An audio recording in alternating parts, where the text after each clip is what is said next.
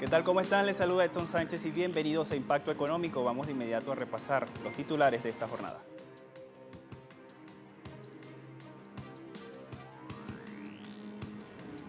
En Uruguay, sindicatos critican al gobierno nacional por impulsar tarifazos en servicios básicos en medio del brote del coronavirus. Y al cierre de las dos primeras décadas del nuevo siglo vamos a revisar cómo transcurrió la macroeconomía de la región a través de un estudio realizado por el CELAC. Y el Banco de Inglaterra vuelve a rebajar las tasas de interés por el coronavirus. En Economía 360 le contamos los detalles.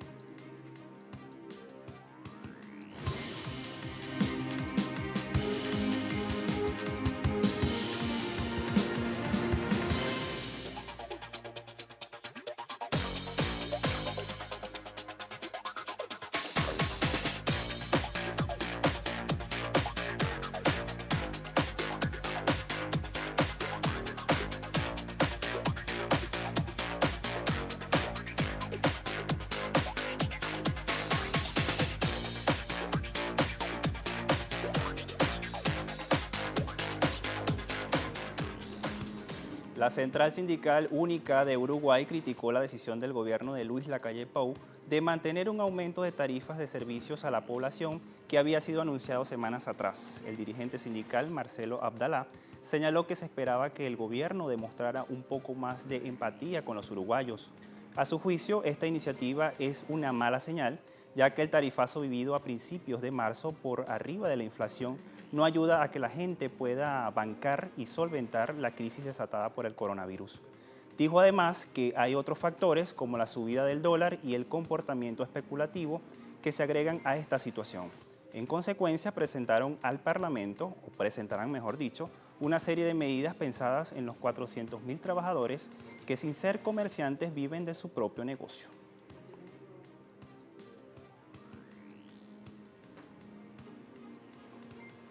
Y los brasileños están en desacuerdo con el plan para combatir el coronavirus que fue adoptado por el gobierno de Jair Bolsonaro.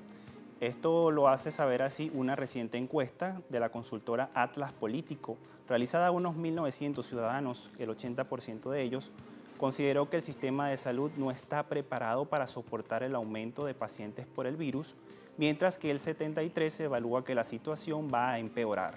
Un 38% aseguró que la crisis por el COVID-19 se extenderá por 6 meses y el 28% cree que se mantendrá por 3 meses.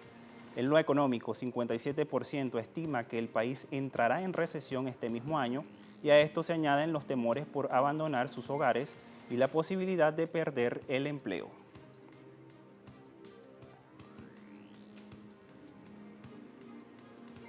Y en Argentina, el sector petrolero disminuye su jornada laboral por orden sindical, garantizando solo guardias mínimas para el abastecimiento. El secretario general del Sindicato de Petróleo y Gas de Chubut, Jorge Ávila, emitió hoy un audio vía WhatsApp en el gremio petrolero. Allí pidió que retornen a sus hogares y exhortó a las empresas en el cumplimiento de las medidas, destacando que no se están tomando las prevenciones sanitarias laborales. Además, denunció que PECOM, el grupo Pérez Company, no posee código de presentación y que tomarán medidas judiciales luego de la crisis de salud, aunque no es la única empresa. Igualmente, en la provincia petrolera de Neuquén y la estatal YPF, se promueven esquemas de emergencia para afrontar la pandemia y medidas preventivas para evitar el contagio y garantizar la producción en el país.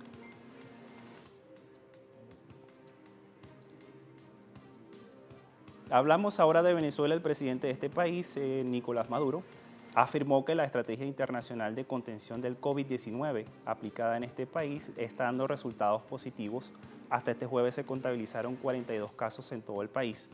A través de un contacto telefónico, el equipo nacional de coordinación del despliegue de los comités locales de abastecimiento y producción, el jefe de Estado venezolano exhortó a miembros del Ejecutivo a garantizar la distribución de alimentos al pueblo y fortalecer la atención para 7 millones de hogares en el país.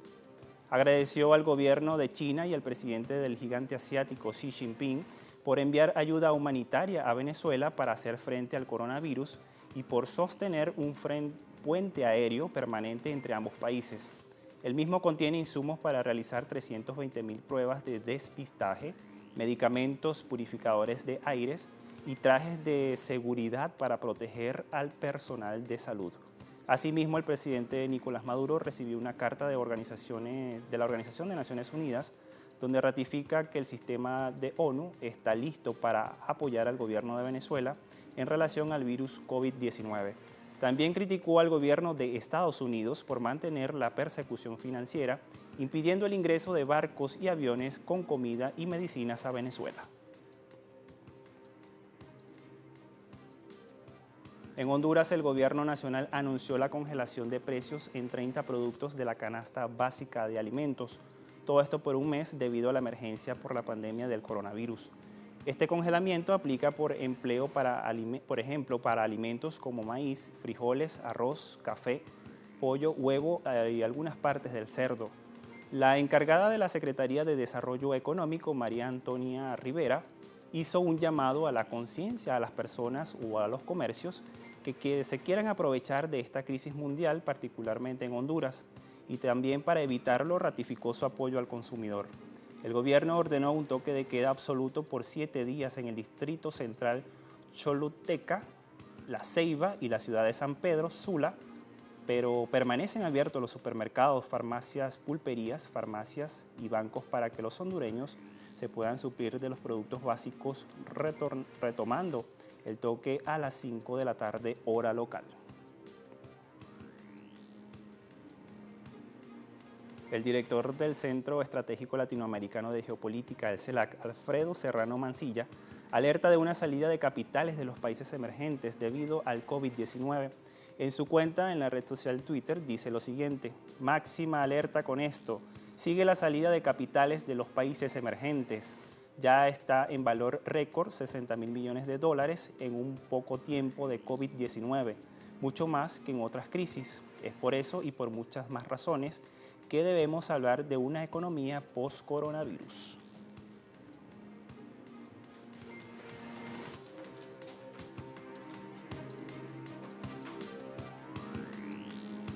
De la macroeconomía latinoamericana estaremos hablando al regreso de esta primera pausa. No se aparte, volvemos enseguida.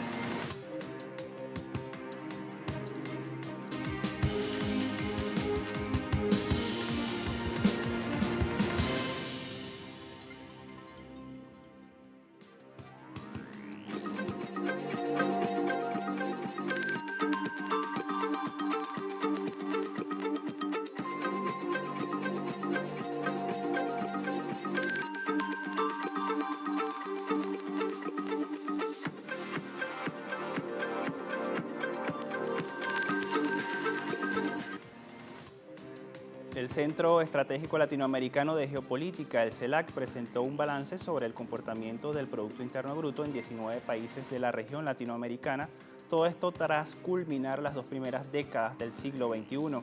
El investigador de este centro, Nicolás Oliva, señala que ni la liberalización de la economía garantiza el crecimiento del PIB, ni este basta para ofrecer bienestar a la sociedad. De acuerdo al Centro Estratégico Latinoamericano de Geopolítica, el CELAC, entre los años 2000 y 2019, Panamá, Perú, República Dominicana y Cuba lideraron el crecimiento per cápita de las últimas 2 décadas.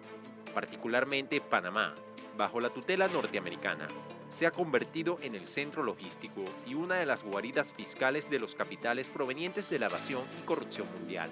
Según el CELAC, la lluvia de capitales oscuros exacerbada con la globalización han hecho de Panamá el campeón latinoamericano en crecimiento a costa del sacrificio del resto de naciones del planeta. En el caso de Cuba, el bloqueo estadounidense por 60 años, que le ha impedido al país comerciar con el mundo. Sin embargo, a pesar del bloqueo, la isla está dentro del grupo de países líderes en crecimiento per cápita de los últimos 20 años, logrando reconducir su economía, y las políticas dieron mejores resultados entre 2000 y 2008, y un modesto desempeño entre el 2009 y el 2019. El investigador Oliva agrega que Perú y Bolivia son otros ejemplos de países que lograron buenos desempeños, pese a que siguen modelos distintos. Lograron crecer, reducir pobreza y mantener estabilidad macroeconómica. Perú lideró el crecimiento latinoamericano de los últimos 20 años, pero se debilitó entre 2010 y 2019 y fue superado por Bolivia, país que basó su política económica en las nacionalizaciones. De hecho, desde 2015, con la caída del precio del petróleo, Perú mostró un desempeño mediocre mientras que Bolivia siguió en la senda del crecimiento sostenido. El CELAC indica que el caso Bolivia deja en evidencia que el estímulo de la demanda interna vía gasto público es una política mucho más eficiente para expandir el Producto Interno Bruto que la receta de la austeridad. En un segundo grupo se ubicaron Chile, Costa Rica, Uruguay, Colombia, Paraguay, Honduras, Nicaragua, El Salvador y Ecuador, países que lograron un desempeño macroeconómico medio, pese a que sus gobiernos aplican la receta neoliberal desde hace 3 décadas. Y en este estudio el CELAC también muestra a un grupo de países latinoamericanos que registraron crecimiento económico medio y bajo en las últimas 2 décadas. Se preguntará usted cuáles son estos países, vamos a mostrarlo a través del siguiente material. El Centro Estratégico Latinoamericano de Geopolítica, CELAC, a través de un estudio devela que Colombia, Paraguay, Honduras y El Salvador son ejemplos de crecimiento medio entre 2000 y 2019, pero de muy baja calidad.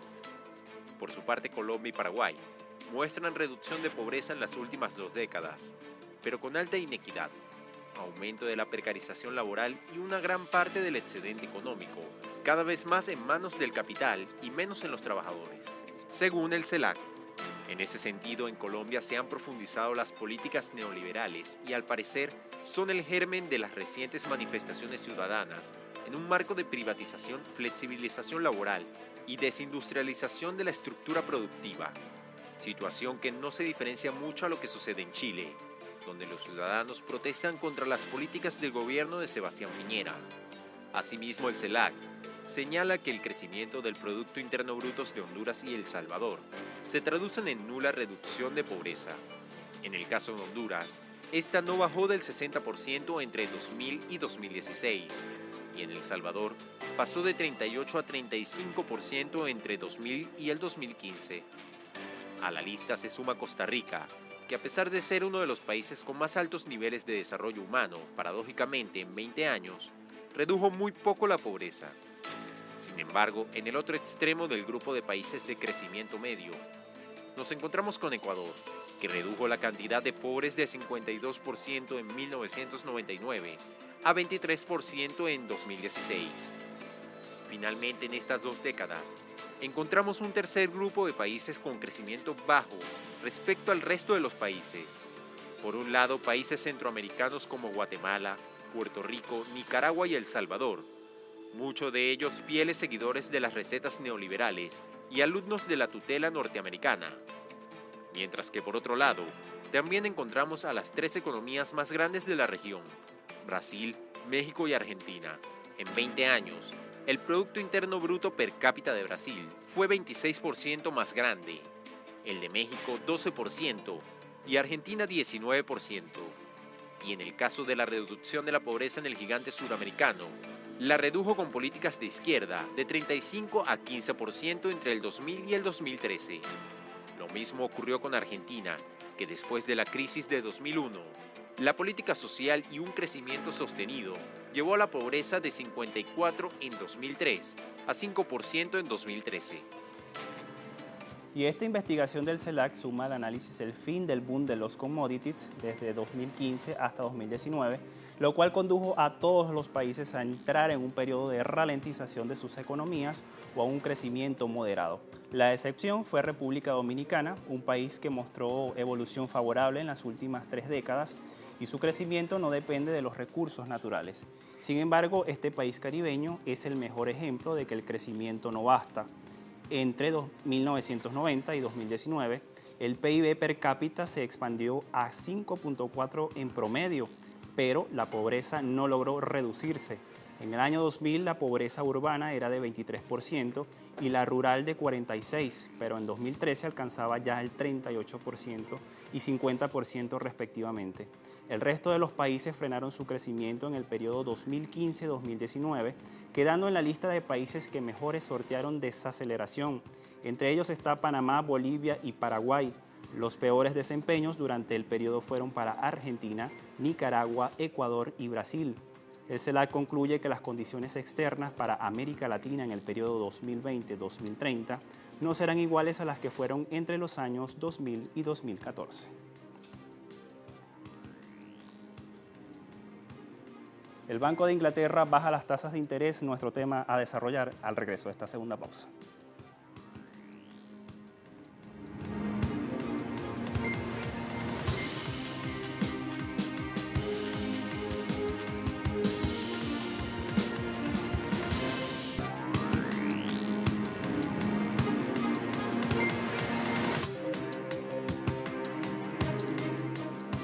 El Banco de Inglaterra rebajó su tipo de interés bancario de 0.25% al 0.1% debido a la pandemia del coronavirus. Así, su Comité de Política Monetaria decidió por unanimidad subir en 2.200 millones de libras esterlinas la tendencia del banco en bonos del Estado y bonos corporativos para conducirlo hasta 645.000 millones de libras, acudiendo a las reservas del banco. La entidad financiera anunció el estímulo a las empresas para afrontar la crisis económica porque se pudiera generar una caída en su actividad a causa del virus en el Reino Unido. No es la primera vez en este año que la entidad financiera rebaja las tasas de interés. El pasado 11 de marzo, justo antes de la presentación del primer presupuesto del gobierno de Boris Johnson, muy marcado por la necesidad de tomar medidas por mitigar los efectos económicos de la epidemia, el Banco de Inglaterra había rebajado su principal tipo de interés del 0,75 al 0.25%.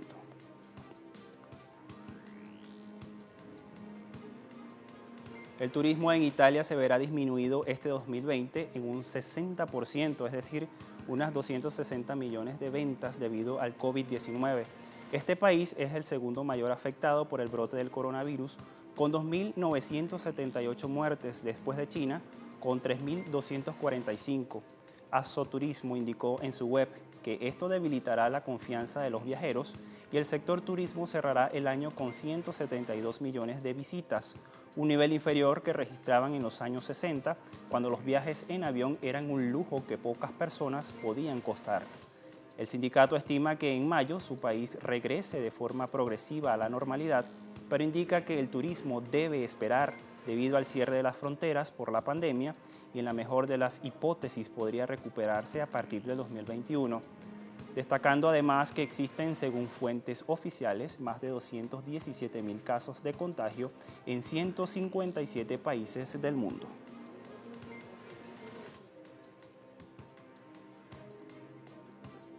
Y el coronavirus también afecta las conversaciones sobre el futuro acuerdo comercial entre Londres y Bruselas.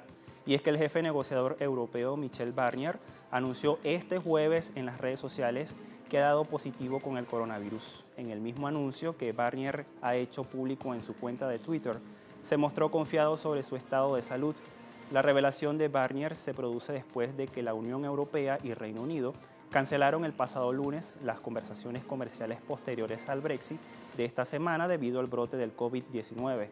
Reino Unido, que abandonó el bloque comunitario el pasado 31 de enero, reiteró a principios de semana su determinación por alcanzar un acuerdo para fines de año, cuando termina el periodo de transición pactado con la Unión Europea. Sin embargo, expertos señalan que la pandemia impedirá que Londres y Bruselas logren alcanzar un acuerdo este mismo año. El COVID-19 podría dejar grandes pérdidas económicas a algunos países árabes. La Comisión Económica y Social para Asia Occidental, CESPAO de la ONU, pronostica que en Medio Oriente tendrá cuantiosas pérdidas debido al coronavirus. La entidad especializada agrega que aparte de la cantidad de muertos y cargas sobre el sistema de atención médica a ritmo alarmante en la región árabe, reduce empleos y decrece el Producto Interno Bruto, que se recortará en 42.000 millones de dólares este año. La evaluación de la entidad internacional también considera que el COVID-19 influyó en una disminución significativa de los precios del petróleo, que de momento costaron grandes pérdidas de casi 11.000 millones de ingresos netos en lo que va de este año.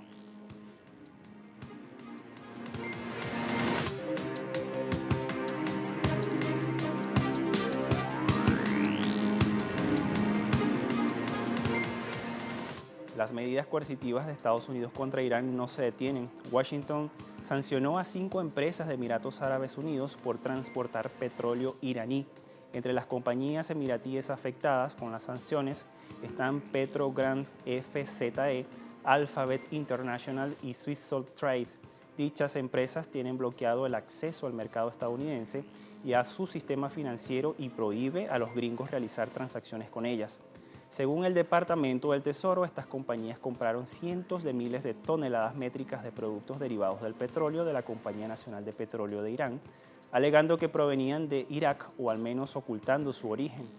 Recordemos que en mayo de 2018 el presidente Donald Trump retiró a Estados Unidos del acuerdo nuclear de Irán, alegando que Teherán estaba desarrollando armamento nuclear en secreto.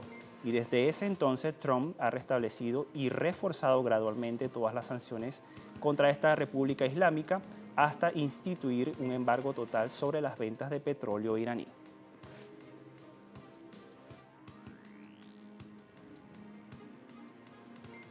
Repasamos los indicadores petroleros al cierre de la jornada de este jueves. El barril de petróleo intermedio de Texas WTI marca $23.28 el barril, sube 10.80%. Ahora sumamos a Brent de referencia en Europa, $25.73 el barril y pierde 9.88%. Tenemos también el crudo venezolano, 189.38 yuanes, y tiene una baja de 89.97 al cierre de la semana pasada.